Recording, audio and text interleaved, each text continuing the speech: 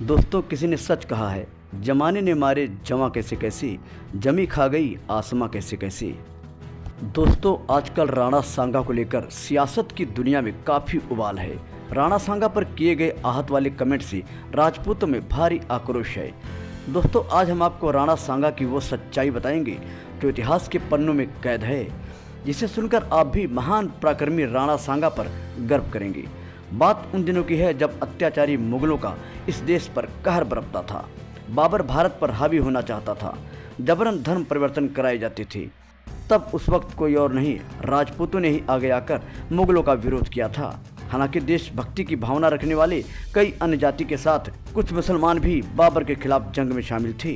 इनका अत्याचार बहन बेटियों पर भी कहर बनकर टूटता था, जो राणा कुंभा के पौत्र और राणा रायमल के पुत्र राणा सांगा को नागवार गुजरा और उन्होंने क्रूर बाबर के खिलाफ युद्ध का बिगुल फूंक दिया।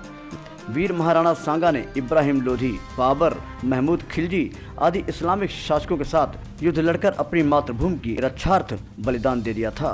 राणा सांगा सिसोदिया राजवंश के सूर्यवंशी शासक थे। उन्होंने विदेशी आक्रमणकारियों के खिलाफ सभी राजपूतों को एकजुट कर लिया था। उन्होंने दिल्ली, गुजरात, मालवा के मुगल बादशाहों के आक्रमणों से अपने राज्य की बहादुरी से रक्षा की थी। बताया जाता है कि राणा सांगा ने इब्राहिम लोधी, महमूद खिलजी और बाबर को अनेकों बार धूल चटाई थी। राणा सांगा ने अपने जीवन काल में कुल 100 लड़ाइयाँ लड़ी थीं, जिनमें 99 युद्ध जीते थे। बदकिस्मती से वो कुछ गद्दारों के चलते खानवा का युद्ध हार गए। युद्ध में उनके शरीर पर लगभग 80 घाव हो गए थे, फिर भी वो लड़ते रहे। उनका एक आंख, एक हाथ और एक पैर क्षतग्रस्त हो गया था। इसके बावजूद वो लड़ने जाते थे। खतौली के युद्ध में महाराणा सांगा का एक हाथ कट गया और एक पैर ने काम करना बंद कर दिया। गुजरात के सुल्तान मुजफ्फर से राणा सांगा का संघर्ष ईडर के कारण हुआ। ईडर के राव भाण के 2 पुत्र सूर्यमल और भीम थे। सूर्यमल के बाद उसका बेटा रायमल ईडर की गद्दी पर बैठा, परंतु रायमल के चाचा भीम ने गद्दी पर कब्जा कर लिया तो रायमल ने मेवाड़ में शरण ली, जहां महाराणा सांगा ने अपनी पुत्री की सगाई उसके साथ कर दी थी। 1516 में रायमल ने महाराणा सांगा की सहायता से भीम के पुत्र भारमल को हटाकर ईडर पर पुनः अधिकार कर लिया था। इससे गुजरात का सुल्तान मुजफ्फर भड़क गया और उसने अहमदनगर में जागीरदार निजामुद्दीन को युद्ध के लिए भेजा, परंतु निजामुद्दीन को हार का सामना करना पड़ा। इसके बाद सुल्तान ने मुआर जुल्मुक को भेजा और उसे भी हार का सामना करना पड़ा। इसके बाद सुल्तान ने 1520 में मलिक अयाज तथा किवामुल मुल्क की अध्यक्षता में 2 अलग अलग सेनाएं मेवाड़ पर आक्रमण करने के लिए भेजी।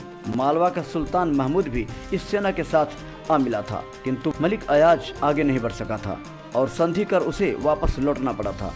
ये भी कहा जाता है कि राणा सांगा ने मालवा के शासक महमूद खिलजी को युद्ध में हराने के बाद आगरा के निकट एक छोटी सी नदी पीलिया खार तक अपने साम्राज्य को बढ़ा लिया था। महाराणा सांगा ने सिकंदर लोदी के समय ही दिल्ली के कई इलाकों पर अपना अधिकार करना शुरू कर दिया था।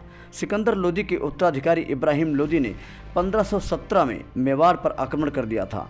खतौली कोटा नामक स्थान पर दोनों पक्षों के बीच घनघोर युद्ध हुआ, जिसमें महाराणा सांगा की विजय हुई।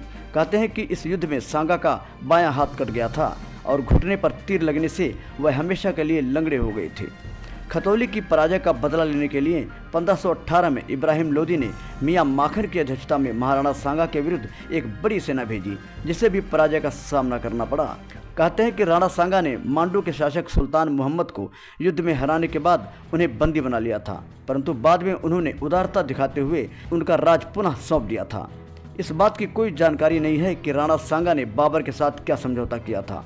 ऐसा कहा जाता है कि बाबर चाहता था कि राणा सांगा इब्राहिम लोदी के खिलाफ युद्ध में मेरा साथ दें, लेकिन राणा सांगा ने दिल्ली और आगरा के अभियान के दौरान बाबर का साथ नहीं दिया और न ही उन्होंने बाबर को कोई न्योता दिया था। राणा को लगता था कि बाबर भी तैमूर की भांति दिल्ली में लूटपाट करके लौट जाएगा, किंतु 1526 ईस्वी में राणा सांगा ने देखा कि इब्राहिम लोदी को पानीपत के युद्ध में परास्त करने के बाद बाबर दिल्ली में शासन करने लगा। तब राणा ने बाबर से युद्ध करने का निर्णय कर लिया। कहते हैं कि खानवा युद्ध शुरू होने से पहले राणा सांगा के साथ हसन खां मेवाती, महमूद लोदी और अनेक राजपूत अपनी अपनी सेना लेकर राणा के साथ हो लिए थे और आगरा को घेरने के लिए सभी आगे बढ़े। बाबर से बयाना के शासक ने सहायता मांगी और ख्वाजा मेहदी को युद्ध के लिए बयाना भेजा, परंतु राणा सांगा ने उसे पराजित करके बयाना पर अधिकार कर लिया। लगातार मिल रही हार से मुगल सैनिक में डर बैठ गया था।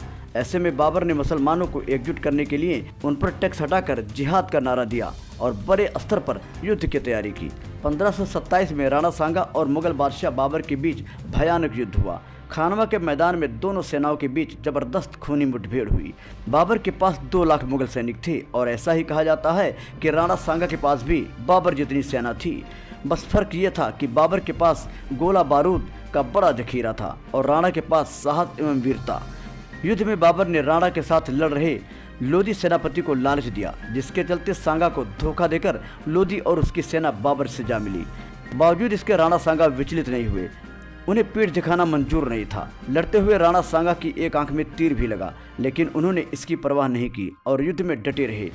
इस युद्ध में उन्हें कुल 80 घाव आए थे। उनकी लड़ाई में दिखी वीरता से बाबर के होश उड़ गए थे। लोधी के गद्दारी करने की वजह से राणा सांगा की सेना शाम होते होते लड़ाई हार गई थी। कहते हैं कि राणा सांगा के समय मेवाड़ एक समृद्ध राज्य हुआ करता था। महाराणा सांगा के समय मेवाड़ 10 करोड़ सालाना आमदनी वाला प्रदेश था। राणा सांगा ने एक आदर्श शासक बनकर राज्य की उन्नति और रक्षार्थ अपना सब कुछ न्यौछावर कर दिया था। खानवा के युद्ध में सांगा बेहोश हो गए थे, जहां से उनकी सेना उन्हें किसी सुरक्षित जगह ले गई थी। वहां होश आने के बाद उन्होंने फिर से लड़ने की ठानी और चित्तौड़ नहीं लौटने की कसम खाई। कहते हैं कि यह सुनकर जो सामंत लड़ाई नहीं चाहते थे, उन्होंने राणा को जहर दे दिया, जिसके चलते 30 जनवरी 1528 में कालपी में उनकी मृत्यु हो गई। उनके देहांत के बाद अगला उत्तराधिकारी उनका पुत्र रतन सिंह द्वितीय हुआ था। राणा सांगा का विधि विधान से अंतिम संस्कार मांडलगढ़ भीलवाड़ा में हुआ। इतिहासकारों के अनुसार उनके दाह संस्कार स्थल पर एक छतरी बनाई गई थी। ऐसा भी कहा जाता है कि वे मांडलगढ़ क्षेत्र में मुगल सेना पर तलवार से गरजते थे। युद्ध में महाराणा का सिर अलग होने के बावजूद उनका धड़ लड़ता हुआ वीरगति को प्राप्त हुआ था। कहते हैं कि युद्ध में महाराणा का सिर मांडलगढ़ भीलवाड़ा की धरती पर गिरा, लेकिन घुड़सवार धड़ लड़ता हुआ चामुंडिया तालाब के पास वीरगति को प्राप्त हुआ। दोस्तों, राणा सांगा तो नहीं रहे, मगर उनके बहादुरी के किस्से आज भी इतिहास में कैद हैं। इंडियन लेजेंडरी फेस से एनके मौर्य की रिपोर्ट।